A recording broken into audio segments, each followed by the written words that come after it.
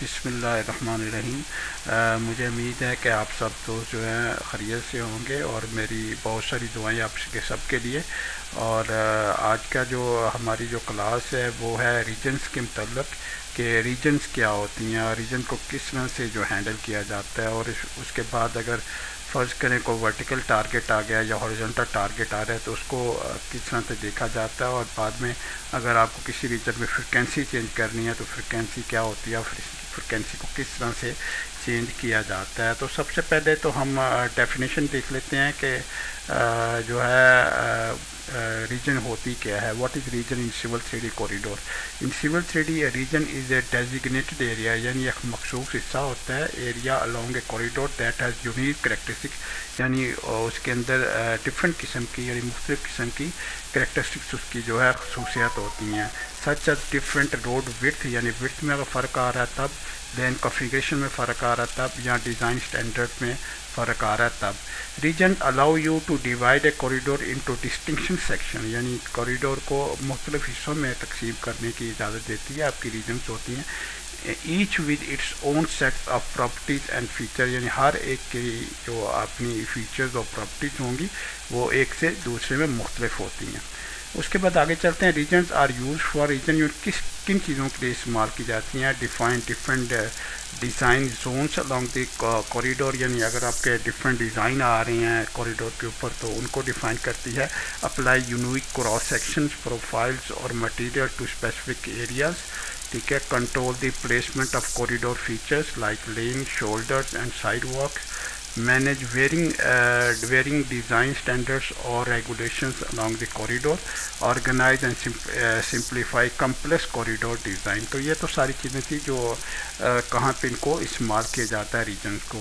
उसके बाद common example जो है रीजन की, किसी भी कॉरिडोर के अंदर रोडवे सेक्शंस होती हैं with different land configuration, intersection और इंटरचेंजेस, ब्रिजेस और कल्वर्ट्स, टनल और अंडर पासेज, पेडेस्ट्रियन और बाइक पाथ एरियाज, लैंडस्केपिंग और ग्रेडिंग जोन्स।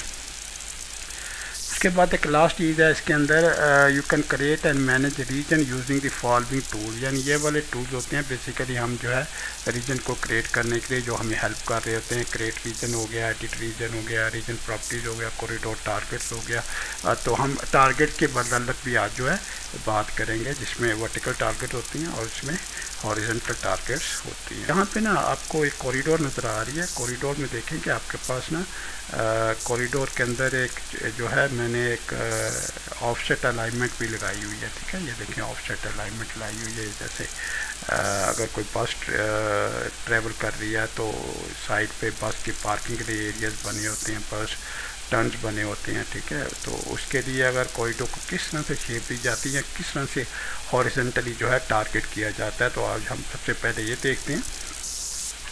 अच्छा, इसके टारगेट मैं आपको दिखा दूँ। ये देखें आपके पास ना ये वाला टारगेट, आपके ऑफसेट अलाइनमेंट जो है आपके पास ये वाली पड़ी है, तो इसको मैं टारगेट पे करूँगा आगे जाके, ठीक है, ये वाली टारगेट। अच्छा, उसके बाद इसमें जो है आपके कॉरिडोर है, इसके अंदर आपके पास रोड 1 है, रोड 2 है, 2 रोड्स भी हैं आपके पास, ठीक है। तो इसको आप सिलेक्ट कर लें, कॉरिडोर को आप सिलेक्ट कर लें। सिलेक्ट करने के बाद आपके पास ना एडिट टारगेट है, एडिट टारगेट में चले जाएं और टारगेट में जाके जो है वहाँ से सिलेक्ट करते हैं कॉरिडोर को और फिर एंटर करते हैं।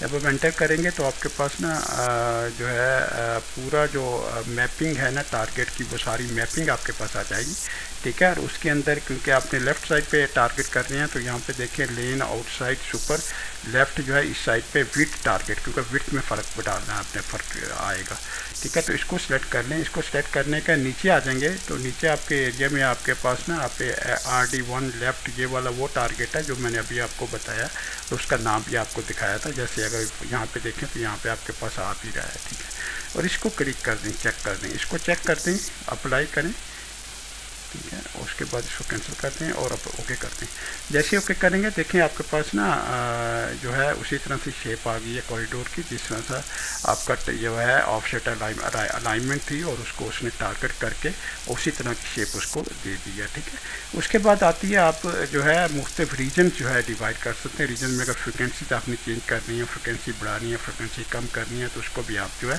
चेंज कर सकते हैं, ठीक है। अगर फ़र्ज़ करें मैंने इसको सिलेक्ट कर लूँ, ठीक है, और इसके बाद मैं स्प्लिट रीजन में चला जाऊँ, ठीक है। यहाँ पे फ़र्ज़ करें मैं ये इसे ऐसे जूम कर लेते हैं हम। जूम करने के बाद इसको सेलेक्ट कर लेते हैं और उसके बाद हम स्प्लिट रीजन में चले जाते हैं। स्प्लिट रीजन में हम कहते हैं, फ़र्ज़ करें हम यहाँ से लेके, ठीक है, और यहाँ से लेके यहाँ तक जो है हम कहते हैं कि हमारे पास ना एक रीजन बन जाए, ठीक है। यहाँ पे हमारे पास रीजन आ गई, ठीक है। और इस रीजन के अंदर जाके हम जो है फ्रिक्वेंसी को चेंज कर सकते हैं। आप एडिट फ्रिक्वेंसी में चले जाएँ, ठीक है, और ये इस रीजन को आप सिलेक्ट कर लें और उसके बाद जो ना आप फ्रिक्वेंसी जो है इसको चेंज कर दें। फ़र्ज़ करें ये यहाँ पे 10 आपने कर दी, ठीक है। अलॉन्ग टेंजेंट में 10 कर दी, अलॉन्ग स्पायरल अगर आपके पास है तो स्पायरल में भी आपने 10 कर दी, अलॉन्ग कर्व्स आपकी तो कर्व्स में भी आप 10 कर दी, ठीक है। अब 10 करेंगे, ओके करेंगे तो आप देखेंगे आपके पास ना फ्रिक्वेंसी में भी फ़र्क पड़ गया आपके पास, ठीक है। फ्रिक्वेंसी भी आपकी जो है चेंज हो गया। लेकिन हुआ क्या है कि जो फ्रिक्वेंसी है वो सारी चेंज हो गया, तो मैंने गलती से जो रीजन थी उसको सही तरह से सिलेक्ट नहीं किया, ठीक है। तो ये ख्याल रखना है, आपने सिलेक्ट करना है तो आपने रीजन सही तरह से सिलेक्ट करनी है ताकि आपकी जो फ्रिक्वेंसी है वो उसी रीजन के अंदर जो है वो चेंज हो।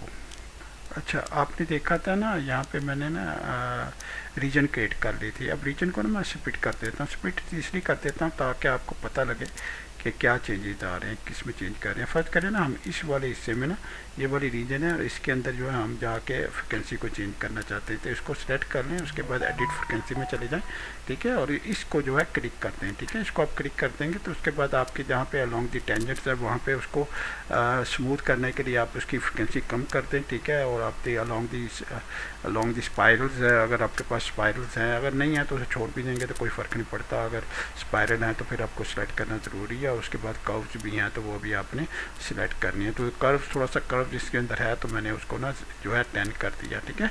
इसको थोड़ा सा कम करेंगे तो और भी जो है फ्रिक्वेंसी चेंज होगी। ये देखें फ्रिक्वेंसी इसकी ना चेंज हो गई। अब उसकी फ्रिक्वेंसी देखें, ये लाइन वर्टिकल लाइन जो आपकी सयान नज़र आ रही है, यहाँ से यहाँ डिस्टेंस देखें और इसका डिस्टेंस देखें कहाँ पे है। तो इस तरह से फ्रिक्वेंसी आप चेंज भी कर सकते हैं, ठीक है।